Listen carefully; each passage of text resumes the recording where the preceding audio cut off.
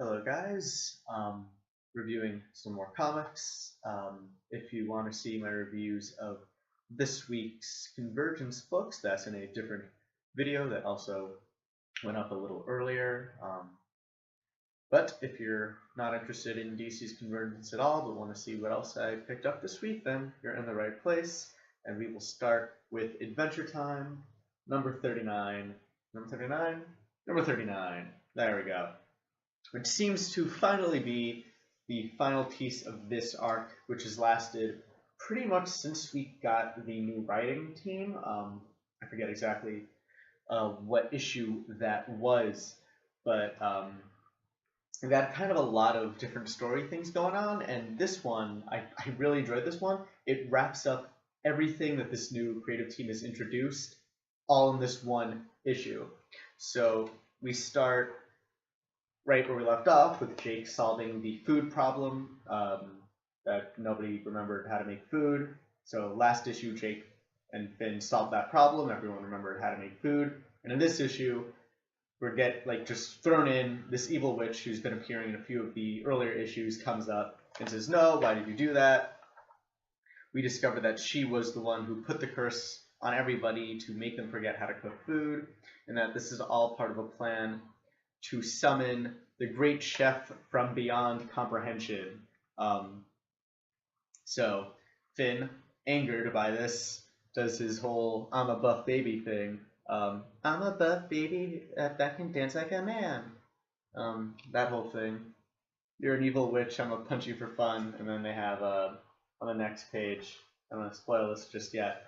But on the next page, the rest of the song, "I'll punch you buns." Anyway, turns out that the great chef from beyond comprehension, is an eldritch abomination, one of the kind of an elder god, sort of Cthulhu type creature that is also a chef. And she summoned him because she thought that he would cook the greatest food in all of Oo for everybody on Oo to enjoy. But it turns out, like Galactus, he just wants to eat the planet. So very Galactus-y indeed. He ends up summoning his minions, which are these actually really kind of disturbing blood chef creatures. And yeah, everything. And then Finn and Jake basically have to stop this Eldritch Abomination chef. And what I really like, as I said, is that everything that this writer has introduced is paid off in this issue. We have callbacks to, of course, the Evil Witch. The Evil Witch explains why everyone forgot how to make food. We got callbacks to the moon base that appeared in an earlier issue that they went to for seemingly no reason. That ties in again with Finn's sword and why Finn has been. It concludes the whole why Finn has been a bit paranoid about getting in dangerous situations and not really fighting as hard as he can, or defending people as well as he can because he's afraid of getting hurt. So everything ties together in this book in this kind of one big fight against this Eldritch Abomination guy, and how the fight actually ends up. Like the coup de grace that Finn delivers in this fight is actually really awesome too. So yeah, just really cool story. Really wraps everything up in a really neat way. I don't want to spoil too much of it if you've been reading along, but yeah, I really enjoyed this book. I haven't been enjoying, if you've been watching, I've kind of been waning on Adventure Time. I've been considering maybe not picking it up, but this issue totally got me excited for what this writer's doing now. Now that I can see that he's really playing the long game, and he does it really well. And this issue is just really fun to read, having read all the previous issues leading up to it and recognizing all these little bits adding up to this really good conclusion. And it's just the perfect length too. And of course, we have a backup story where Finn and Jake visit the grocery store kingdom to stock up on groceries, and it turns out to be this Mad Max anarchic, just kind of war zone where everybody's searching for their groceries, and it's a pretty good backup story too. Really enjoyable. Shorter, but it has a really great ending. Kind of comes out of nowhere, but still really fulfilling. Just really great, funny stuff. So this book kind of single-handedly saved this book being thrown out of my pull list to save $4 a month, but so worth it, so worth it. Really enjoyed how this thing pulled everything together. So if you're reading Adventure Time, if you're thinking of giving up, pick up this issue and see if you don't change your mind like I did. Next up, we have The Amazing Spider-Man, issue 17.1. This is continuing the story started in issue 16.1 with a kind of a hole in the mob underground crime stuff. This issue opens up with the Goblin King and Hammerhead trying to decide who's going to fill the void that Tombstone left now that Tombstone has been arrested. But the main conflict of this isn't so much Spider-Man versus the mobsters and the Goblin King as it is Spider-Man and the Wraith, Yuri Watanabe, kind of conflicts of interest in their vigilante tactics. Watanabe has basically had it with the system letting people go and having to go through all this red tape and making sure everything is foolproof in order to get people behind bars and in order to punish people who are hurting the city, and is becoming more and more active as the Wraith and more hands-on and just stopping people and going through the law instead of working with it in order to get people behind bars. And of course Spider-Man, even though he's a vigilante, tries to work within the law as much as possible and get people put away legitimately. And so they have their moments, their differing kind of opinions on this. As for the art style of this book, I'm really liking the art in this issue. I really like it's kind of weird. The lighting, it's very kind of high-key lighting, a lot of very defined shadows, as you can see on this page, but it's still very bright. It's like this really weird contrast between all these really, really kind of heavy shadows, but not like a lot of other darkness around it. It's not like everyone has a spotlight on them. The shadows can appeal out of nowhere, but I still like the style. I really like the illustrations. I like how Spider-Man's drawn as like his proportions here, where he's still very thin and wiry, but still has that musculature. I think it's really neat, just drawing Spider-Man here. I like the way he looks in this book. And then Tombstone too. You have, where Spider-Man's kind of thin, wiry. Not Tombstone, Hammerhead. Hammerhead's this big, stocky, just completely different shape. And again, I just like the way everything looks in this issue. So yeah, basically the main meat of this issue is Spider-Man and Watanabe working together in order to stop the mobsters, but working differently in order to do so. We get some pretty good fight scenes. Once we're here, Spider-Man gets pulled into a cage fight with Hammerhead, which, I mean, if you know anything about Spider-Man, he's used to cage fights. He's been in that sort of situation before, so he actually managed to turn that around pretty quickly before the end of this issue, and we get kind of the last, what does Watanabe say here?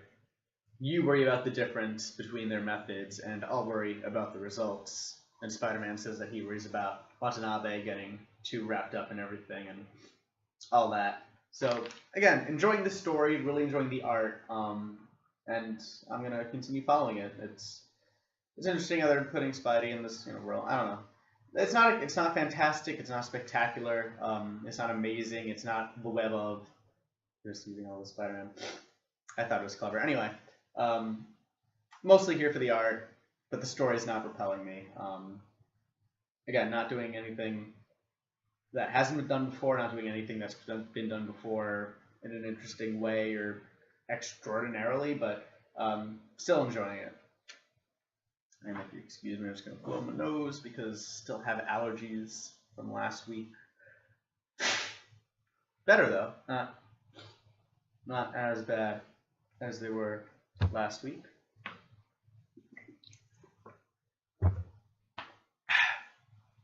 And now we have probably my favorite comic, my favorite single comic of the week, and one of my favorite comics just in general nowadays, The Unbeatable Squirrel Girl, issue number 4.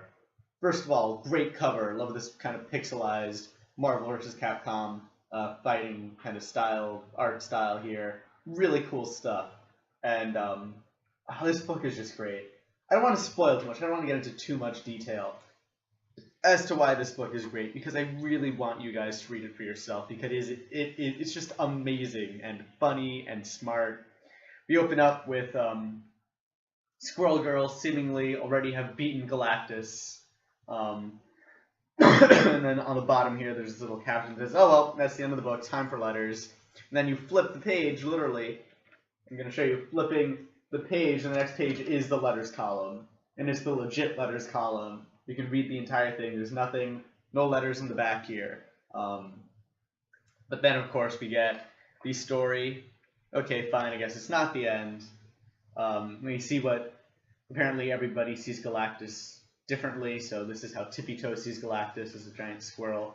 And then we get the story of how Squirrel Girl beat Galactus, and I'm gonna pretty much close the book here because it's just so hilarious. This is one of the best, funniest, most enjoyable, just happy, optimistic, brilliantly fun reads that I pick up every month, or have picked up for the past 4 months now.